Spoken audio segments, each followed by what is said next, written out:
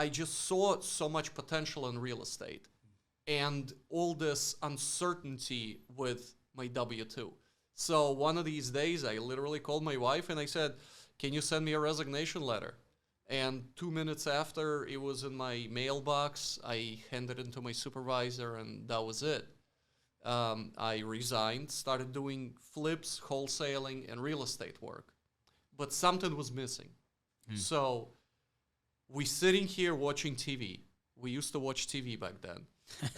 And my wife said, I bought us tickets to this multifamily conference called MFIN in Houston. And I go, please tell me Houston is like a town in New Jersey or something. She's like, no, we're flying to Texas. I already bought us tickets. Wow. I'm like, it's $1,000 per person flying to Texas. What are we going to do there? It's just, she was like, we're going. And I'm sitting in Newark Airport. And I'm like, I can't believe we're spending so much money. But you know what happened? That conference really opened my eyes because I just saw people just like me sitting there. And they're like, oh, we got $2,000, $5,000. Oh, you want if you want some help, here, take my phone number, call me anytime. And I'm like, oh my God, this is unbelievable. This is where I want to be. And everybody's talking about like loan assumptions and subject to and hybrids and things like that, creative structures. You don't have to explain or convince sellers for that. They're offering you this. On the way back, I'm like, what do we need? I'm pumped. I want to be in multifamily. And what we needed was credibility and education. I started interviewing all the mentors out there. And there's a lot. I interviewed about 7 and joined Jake and Gino. It's a multifamily mastermind or community. They're nationwide, and I joined them. And 8 months after, I got my first multifamily deal. Yeah, it's been like drinking out of a fire hose. It's just all this information really coming at you. It's like I didn't know anything. And picture me from single family space, and now we're talking NOIs and IRRs and LOI. I mean, it was just all these things. I didn't know what was going on. So yeah, that's my quick journey, and here we are now. So it's been a lot of fun. Sounds like you got a great wife.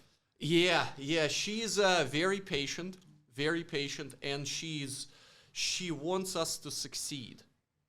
She wants to keep moving forward. If we're not moving forward, then we're just falling behind because everybody else is moving forward.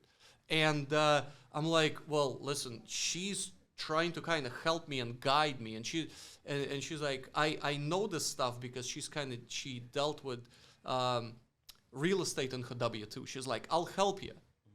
And the funny thing is, we're sitting at a conference, and and they're speaking on stage, and they're talking about like market cycles and things, and I don't know what it is. So I'm nudging her every time. I'm like, what does that mean? What does that mean? What does that mean? And she's like, can you just write it on a piece of paper instead of like nudging me every 2 minutes?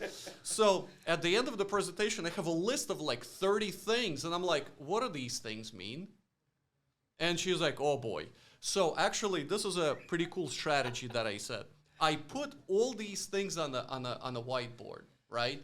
And as I use that terminology and know what they mean, I would erase one, erase another one, erase another one. And if somebody's like, what IRR are you targeting? I'm like, oh boy, I don't even know what it is. So I look at the whiteboard and I see what it is, and I'm like, oh, okay, so now I know what it is. I erase it. And now, of course, my board is completely blank. Now I have other stuff on it, like my goals, my future goals and aspirations. So, yeah. That's amazing. Yeah. What was the first deal you bought? How many units? Where was it? Yeah, well, I was really bold. So we wanted to do 20 units the first year. And we started listening to Cardone's book, right? 10X. So we pumped, we're like, let's 10X this. We're going to get 200 units, 200 doors the very first year.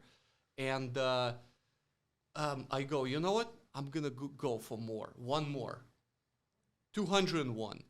But at the end, we got into a deal that was 208 doors. Yeah, it was a syndication in San Antonio. And the funny thing is, they asked me to be an LP in a deal. limited partner. I didn't want to be. Because, listen, I paid a lot of money to be in a mentorship. I knew my stuff. I was confident. And my wife was also, and she's like, we have to be GPs or co-GPs. We can do it. I interviewed with the main sponsors. They liked us. They're like, how much money can you raise? And I'm like, no problem. We'll raise $1 million. And they're like, you sure? This is your first raise. You sure you can raise $1 million? I'm like, yeah. He's like, how about you try for 500,000 and we kind of adjust as we go. I'm like, okay. So I got to be a co-GP, investor relations and raising capital. And that was a crazy story. It was 5 or 6C deal, right? So I could advertise it. I was blasting it all over internet. I was so happy and excited. I'm like, this is cool. And what happened was not a single person invested with me. Even my friends that I knew for 30 years, they're like, aren't you a graphic designer? What's new in Photoshop? I'm like, guys, I didn't do Photoshop for like years already. But you know what? You have to prove yourself and basically elevate yourself to be an investor. And I know my friends got money. Like few of them have their own businesses. They're doctors. And but either it's luck or persistence. I went on approximately 5 Zoom calls per day. Oh my 5 God. Zoom calls per day. Wow. And I met this guy who had a 1031 exchange. $1 million. And he's like, I like your deal. Either he was desperate or he really liked the deal. And that's how much I raised. A little bit over $1 million on the first deal. You know, it kind of took off in a sense. So that was my very first deal. It was just